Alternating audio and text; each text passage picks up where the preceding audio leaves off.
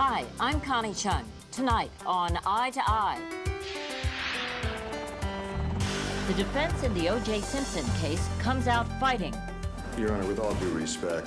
Fighting to suppress evidence found the morning after the murders. The court is in receipt of a notice of motion to suppress and return evidence. And as police begin a new search for clues and a possible weapon, that's the item I saw. The adversaries square off in court, and the battle is on. This is going to take all day.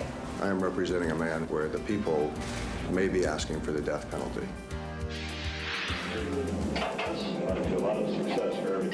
The jury that saw this undercover tape of automaker John DeLorean, apparently caught in a drug deal, voted for acquittal.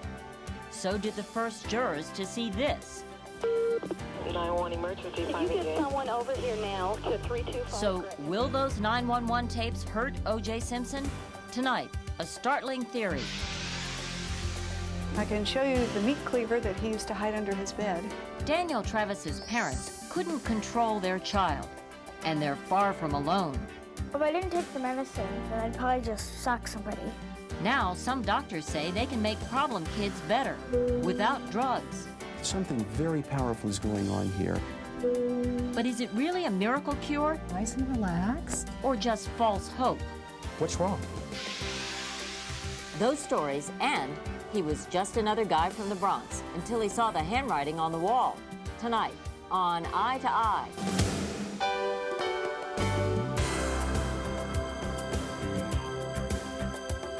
It's Eye to Eye with Connie Chung, with correspondents Bernard Goldberg, Edie Magnus, Russ Mitchell, Roberta Baskin, and Bill Lagatuta.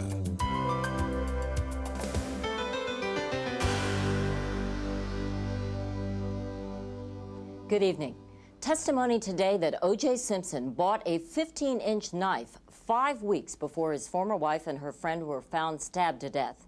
The defense came out battling today to share evidence, to restrict evidence, and to suppress evidence on day one of the O.J. Simpson preliminary hearing. As the tug of war over evidence went on in the courtroom, police stepped up their search around Simpson's home for clues and pieces of the puzzle surrounding the double murders. We begin our coverage with Bernard Goldberg from our Los Angeles bureau. Bernie? Connie, for the first time, we officially know why and how police came to suspect it was O.J. Simpson who killed Nicole Brown Simpson and Ronald Goldman.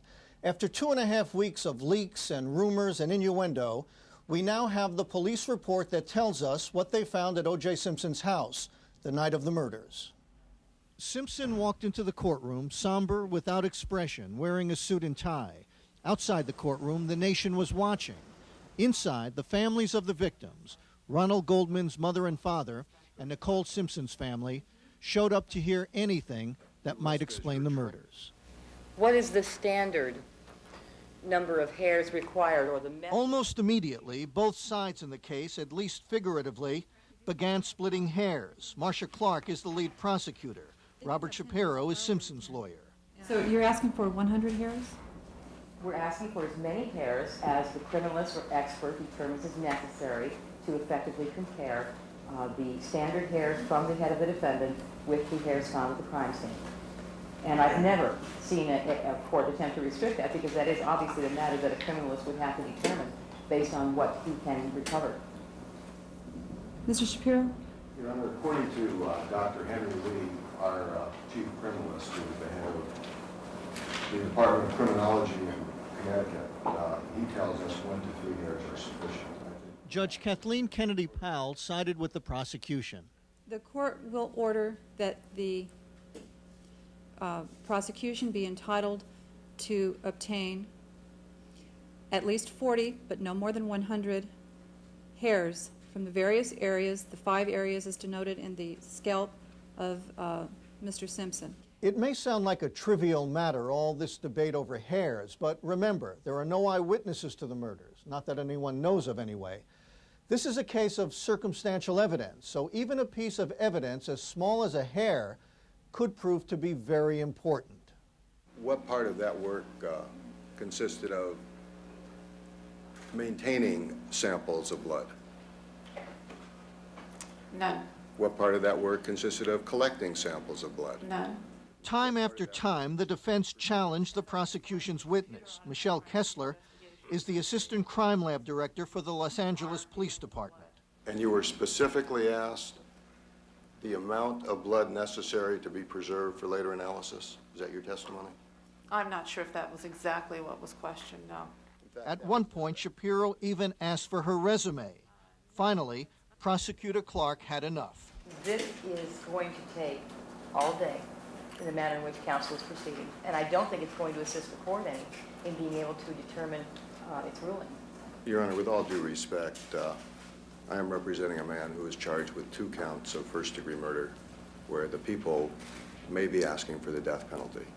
And if it takes 2 hours to determine whether or not there'll be enough of a sample for an independent evaluation, where we believe samples can be contaminated, where false positives are possible, and where errors can take place in laboratory procedure, I don't think that's being excessive at all.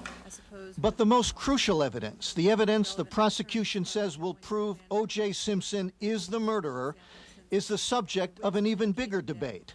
The defense has filed a motion that all the evidence gathered at Simpson's house right after the murders be suppressed because, the defense says, it was obtained illegally. According to this document, which includes the police report, detectives went to O.J. Simpson's house at about 5 a.m. on Monday, June 13th. They went there, they said, in order to tell O.J. Simpson that his former wife had been murdered, but he wasn't at home. His 25-year-old daughter was. That's when they saw Simpson's white Ford Bronco. According to the report, detectives found blood all over the vehicle, on the opening edge of the door handle, on the window ledge, on the interior of the driver's side door, on the instrument panel, and on the front passenger backrest. They also saw drops of blood leading from the vehicle to the front door of the house. Police then found a man's leather glove containing human blood. It was next to the house. This glove, the report says, closely resembled a brown leather glove located at the crime scene, at the feet of the dead man, Ronald Goldman. According to the defense, the police gathered all that evidence by scaling a fence at Simpson's house after they found the bodies, and that they viewed the premises without a search warrant. All that, the defense argues, is illegal and therefore should be kept from any jury that would hear the case. The police did get a warrant 6 hours later, but the defense is arguing that it was issued under false pretenses. The police said Simpson had left town unexpectedly, while the defense argues there was nothing unexpected about it, that he went to Chicago on a planned business trip. Your Honor, can this possibly be done in the appropriate manner? This is the appropriate manner, Your Honor. Well, I don't know that it has to be on the record. Seems like a little bit of grandstanding, but If the two of you... maybe it isn't. Me, I can't believe I heard Mr. Shapiro say that. And while the prosecution and defense continued to wrangle over evidence inside the courtroom, police were searching for still more evidence at a vacant lot halfway between the murder scene and O.J. Simpson's house. It isn't clear what precisely they were looking for or what they found today, but we do know this. Ever since the murders, they've been looking for a knife, the murder weapon. And this afternoon, this man, Jose Camacho, who works at a knife store in Los Angeles, testified that he sold a 15-inch knife to O.J. Simpson in May. Do those appear to be photographs of the type of knife that at one point that afternoon was sold to the defendant? That's the item I sold them. The knife, a German-made stiletto, looked like the knife in these pictures, which were labeled People's Exhibit 1. Camacho said Simpson bought the knife May 3rd. That's about 5 weeks before Nicole Simpson Brown and Ronald Goldman were stabbed to death. Do you recognize this man, sir? Yes, sir. And who is this man? So, Mr. O.J. Simpson. Mr. Camacho, have you ever seen the defendant in the cutlery store where you work? Yes, sir, I did. Did the defendant ask you to do anything with regard to the knife? He wanted to sharpen. Mr. Shapiro. The defense suggested the purchase means nothing. There's nothing unusual about somebody buying that type of knife, is there? That's what we sell there. That happens every day in your business, Every doesn't day. it? It was also revealed that after the store worker testified before the grand jury, he and the two owners of the store sold their story about Simpson buying the knife to the National Enquirer. And would you explain to us, please, how you expect to profit? Alan Wattenberg is one of the store's co-owners. My brother and I, being equal partners in the business, are going to divide this money up 3 ways. And what sum of money are we talking about, Mr. Wattenberg? The figure, I believe, is $12,500. Connie, these are pictures taken this evening. They show O.J. Simpson being led back to county jail.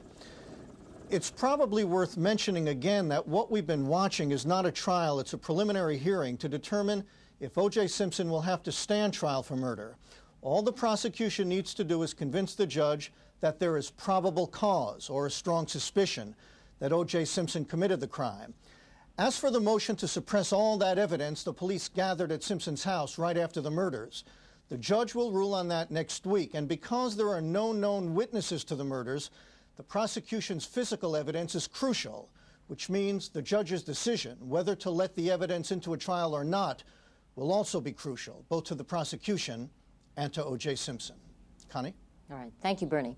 How did the prosecution and defense score today in the opening round? Joining us from Los Angeles is Lori Levinson, former federal prosecutor and now Loyola Law School professor and CBS News consultant, and Johnny Cochran, Jr., veteran Los Angeles defense attorney and friend of O.J. Simpson. Thank you for being with us. Lori Levinson, what are the chances that the defense will be able to suppress the evidence that was found at O.J. Simpson's house and in his car? It's going to be tough for the defense to suppress that evidence because even though the police may have entered without a warrant, there are many exceptions in the law that might allow them to do so, especially in a case where you've just had a murder, they're in hot pursuit, they don't know where the perpetrator is, and they might be concerned about other victims. But wouldn't the prosecution have to admit that the police bungled the search warrant? Well, we're not sure yet they bungled the search warrant. That's going to be the issue in the case. The issue is going to be, did they need a search warrant in the first place, given all the circumstances? And then did they intentionally try to deceive the judge by saying that Simpson left on an unexpected trip?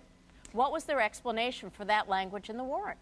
Johnny Cochran, if the defense succeeds in suppressing that evidence, it would obviously be considered a big win before the trial. But wouldn't it be considered a big loss in the court of public opinion because he'd be winning on a technicality? Perhaps, but I think it would be a major victory, and I'm sure if Mr. Shapiro has his druthers, he'd like to take this win in the courtroom. But isn't it part of his effort to try and show that O.J. Simpson is innocent? And this evidence, you saw some of it, it's damaging, isn't it?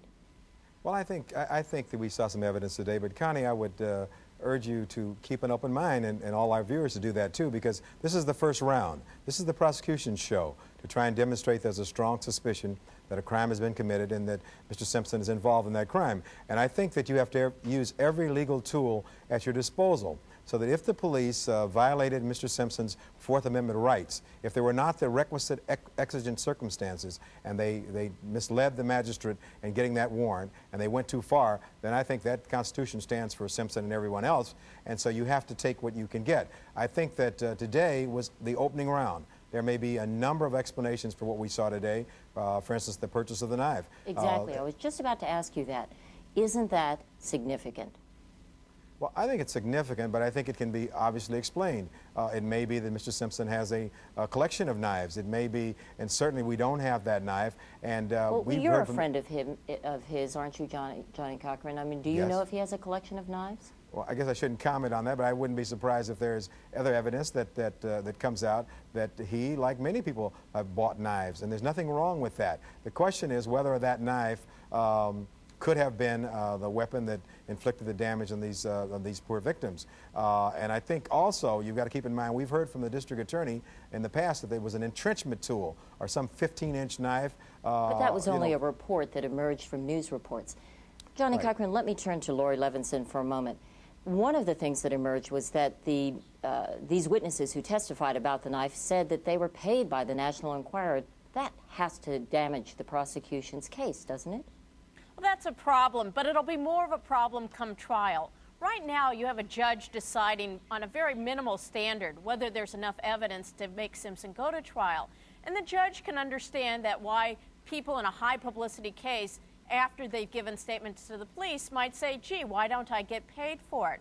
But that may not sit too well with a jury, especially a jury who's inclined to favor O.J. Simpson and look for any doubt. And a witness who's been paid may create doubt. How would you rate the day, Lori Levinson? Well, I think overall the prosecution had a good day. They ended up getting out of the morning hearing what they wanted, their hair samples, and not having to split all their evidence with the defense. And then in the afternoon, they planted in everybody's mind the idea that O.J. Simpson may have owned something that could be the murder weapon. And Johnny Cochran, how would you rate the day? I think this is the prosecution's show. I think that they had a pretty good day. On the other hand, I think Shapiro showed that he's going to fight them every step along the way, that this is a long battle. It will not be easy for either side. In the final analysis, it's not that difficult to demonstrate that there's a probable cause to have him stand trial. The real issue will be if and when this matter goes to trial and what the evidence is when the defense gets their turn to put on their case. Thank you so much, Johnny Cochran Jr. and Lori Levinson. We'll have more on O.J. Simpson when we come back, including a look at some high-profile cases that appeared to be open and shut until they hit the jury. Got you, my pretty, and your little battery, too.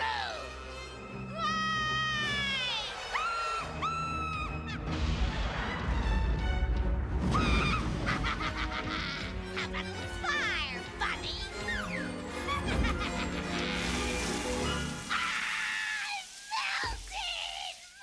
Still going. Nothing outlasts the Energizer battery. It keeps going and going. This is where I like to be. Getting things just right, especially the sauce. New KC Masterpiece Honey Teriyaki. Now with a kick of teriyaki and a hint of honey. Sauce is everything. New KC Masterpiece Honey Teriyaki. Smells good. Rain Ann & Roach has a country fresh scent, so it's easier on you. Tough as ever on roaches. I know. Who sent flowers? Country Fresh Raid kills bugs dead. Everybody hates to eat and run. We'd rather take it slow. But the way this life is going, gotta grab your food and go. And when all that running round catches up with you at last, get yourself some Alka-Seltzer and you'll feel better fast.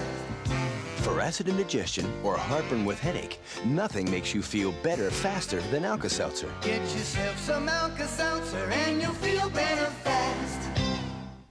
The credit line has nothing to do with your value as a person, okay? Sure, Gold MasterCard has a credit line of at least $5,000, but that doesn't make you a better person. Well, I don't know. Maybe it does. I mean, if knowing that no Gold card is more accepted on the planet lets you relax and just have fun, then yeah, I suppose it could have some effect. And you can use your Gold MasterCard at cash machines all over the world, so you can get money in drachmas or lire or seashells, so you can tip generously.